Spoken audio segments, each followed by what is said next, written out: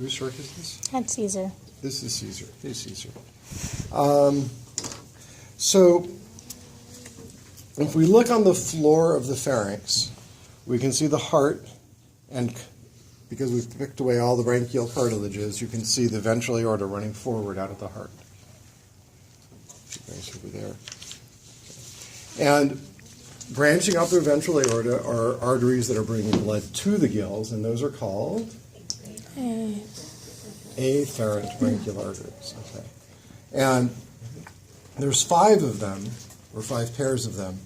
The first and second come off from a single common trunk that kind of arches around and then splits more laterally right here into the first and the second afferent branchial arteries. There's the first, there's the second. So for you guys, here it is coming up, ventral aorta arching around and splitting here into the first and the second afferent branchial arteries. You guys, here it is, arching around, splitting right there, first, second afferent branchial arteries. Right behind that, then, is a pair of arteries coming off, and those are the third afferent branchial arteries. And behind them is a common trunk that then splits very quickly, and The 5th got broken. got a little just right here, but this is the 4th and the 5th afferent branchial arteries. So here's the 1st and 2nd, 3rd, 4th, and 5th afferent branchial arteries. A little bit. I really do want that lazy Susan. This is the 3rd, 4th, and 5th afferent branchial arteries. Okay, are we good? Mm-hmm. All right. So the blood then is going to go up towards the gills. And what happens in the gills? It gets oxygenated. Just check it. Okay. I didn't know this, but still. Okay, it gets oxygenated and it's going to come out by the efferent branchial arteries. And I'm wondering, is this let's see, what are my options for efferent branchial arteries? We have many options. Let me try this guy. I think he's a little bit cleaner to see. All right. So for the efferent branchial arteries, there are basically 4 efferent branchial arteries. 1, 2, 3. The 4th is still actually hiding a little ways back there. Maybe there's the. It's also a little hard to see. That'll be okay. 1, 2, 3, and 4. Okay. And those are carrying the blood up out of the gills towards the dorsal aorta. And in the center line, they form the single median dorsal aorta. But running forward, you have these paired dorsal aorta like that. So for you guys, here's the efferent branchial arteries. 1, 2,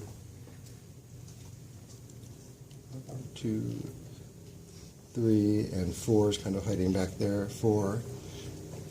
And the single median dorsal aorta there, paired dorsal aorta running forward. Guys, efferent branchial arteries, 1, 2, 3, 4. Single median dorsal aorta running back, paired dorsal aorta running forward. Okay. If we follow those dorsal aorta forward, what we see is that they come around like this, and they meet another artery coming up out of the hyoid arch, and this is the efferent hyoidian artery. They join together, and then this common artery that runs forward is called the internal carotid, and it runs forward and dives into the carotid foramen. So for you guys, here's that efferent hyoidian coming up, joining the paired dorsal aorta, forming the internal carotid, and going into the carotid foramen. Again, over here. Paired dorsal aorta joining efferent hyoidian, internal carotid coming into the carotid foramen. Okay.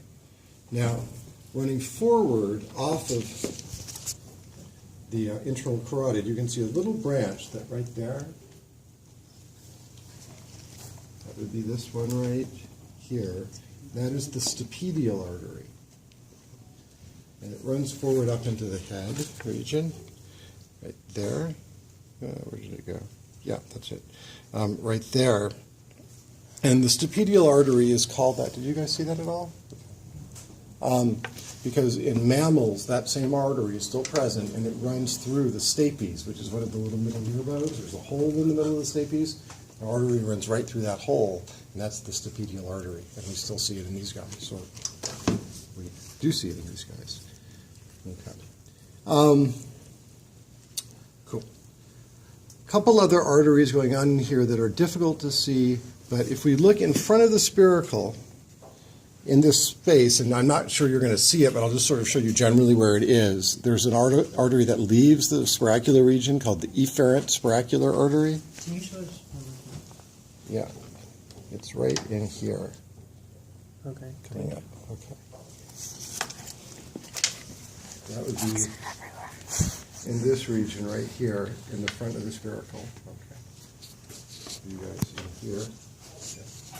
And there's also an afferent spiracular artery. Is this the one that I found it on? Mm-hmm. Good. Which you can find if you look externally on the outside of the spiracular region right here, and you see an artery right there running towards the spiracle on the outside. Is there red right there? Okay. Right there.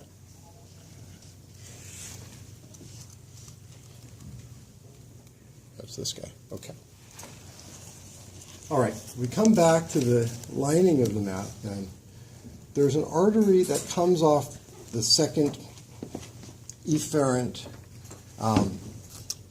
branchial artery and runs back along the roof of the pharynx towards the esophagus. And you can see that here. And that would be pharyngoesophageal, exactly. And that's this one here, which often is just very nicely injected and shows up well. Often, sometimes it's not, but it's this guy right here, running back like this. From the second efferent branchial. Cool. Just about there. One thing that a lot of people were struggling with was the collector loops. And what happens is the afferent branchial artery runs up and supplies the gills with deoxygenated blood. And then there's actually two branches of the efferent branchial arteries that drain the blood out of the gills. And those are the pre- and post-traumatic branches of the collector loops. And the collector loops basically, and now we're going to go back to Caesar. We can have them on Caesar. They surround the gill slits. And the way you find them is you take one of your efferent branchial arteries and you follow it out towards the gill slit. And what you'll see is that it branches. And there's a branch that runs behind the gill slit, which is called the post-traumatic branch of the collector loop, and there's a branch that comes around the front of the gill slit, which is the pre-traumatic branch. And the pre-traumatic branch is harder to demonstrate on here because I'm not seeing red. Rachel, where is the pre-traumatic branch? Can you find it for me again? Somewhere in there? There's something. I thought it was further up.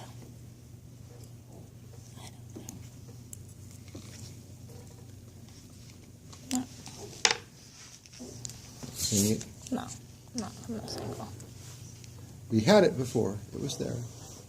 It was like really close to where the gill opens up at. It was, yes. Right over the top. And you had to like move some of the tissue aside to see it.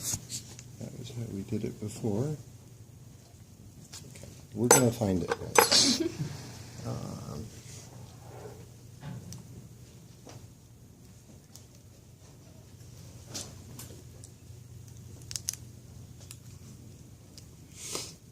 Or maybe we won't. Well, but we're going to look anyway.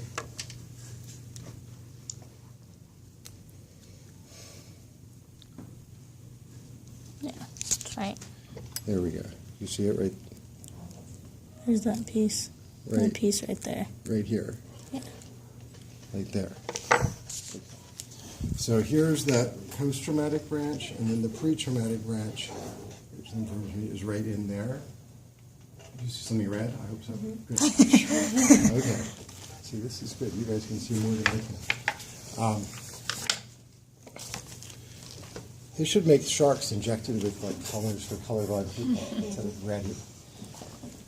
Okay, so this is the, oops, where did it just go?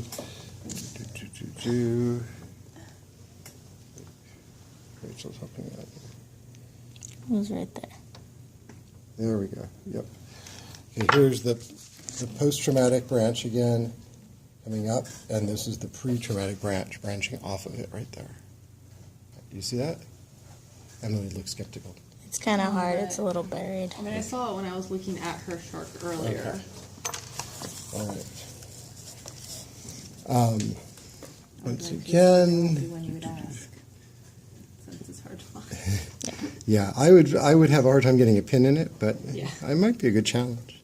That's the post-traumatic branch there, and then this is the pre-traumatic one coming off and around the gill slit right there. Okay. All right. Cool. That's pretty much it for those vessels. Now we want to follow the dorsal aorta back and find the main branches off the dorsal aorta. And there are 4 branches that come off in the midline and go to the gut. And the first one is one that everybody's shark had beautifully displayed, because it just always is, and that's this one here. It comes off the dorsal aorta and runs over to the stomach. And that would be, this is the celiac artery. Okay, so it comes off dorsal aorta, it runs over to the stomach. Okay, right there. And next back, we're going to find 2 that come off right next to each other. That's a little bit unattractive. Let me see if another shark, it's no offense, Caesar, but see if another shark is a little bit better on those guys.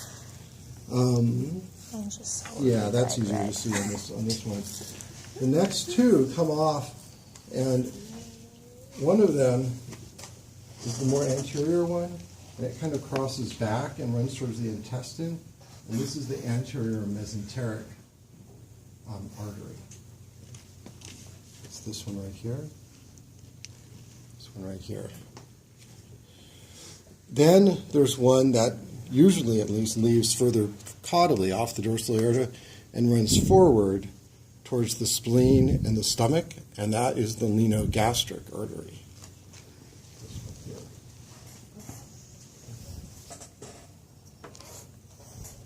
And sometimes they do come off in the opposite order of the dorsal aorta, so you should identify them, and this is true in general for vessels, identify them by the territory that they go to, not by where they branch off.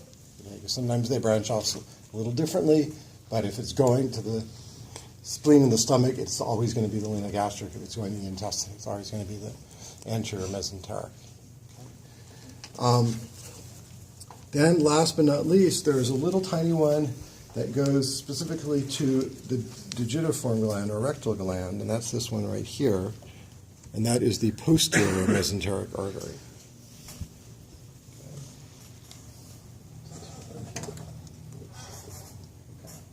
So 4 midline median arteries going to the gut. So that blood's going to go to the gut. How does it get back to the heart? The hepatic portal system. Hepatic portal system, exactly. So it's going to go into those various veins, the pancreatic, mesenteric, blah, blah, blah, into the hepatic portal vein, back to the liver, and then back to the heart. It doesn't go into the main systemic circulation. Just a reminder. Okay, just a couple more vessels to point out. If you look right here in the region of the pelvic fin, you'll see there's a pair of arteries that run off towards the pelvic fin, supplying blood to the pelvic region, or particularly to the fins, and those are the iliac arteries. You see this one right here. Okay. And that's the same name that we use for the arteries in all vertebrates that run, tetrapods that run to the hind limbs. Iliac arteries, pelvic fins, hind limbs. Likewise, further forward, let's see, picture these sharks. See for this. Is it good on here? Somebody had a really beautiful version of this. I'm not sure where it was. It might not have been any of these sharks. Ah, that was this shark. Okay, I thought it was this one. Coming off the dorsal aorta and then running over towards the pectoral fin is another artery, and that would be the subclavian artery, which is the main one supplying the pectoral phalange. And you can see that here, running over towards the pectoral phalange right there. That's this one right here.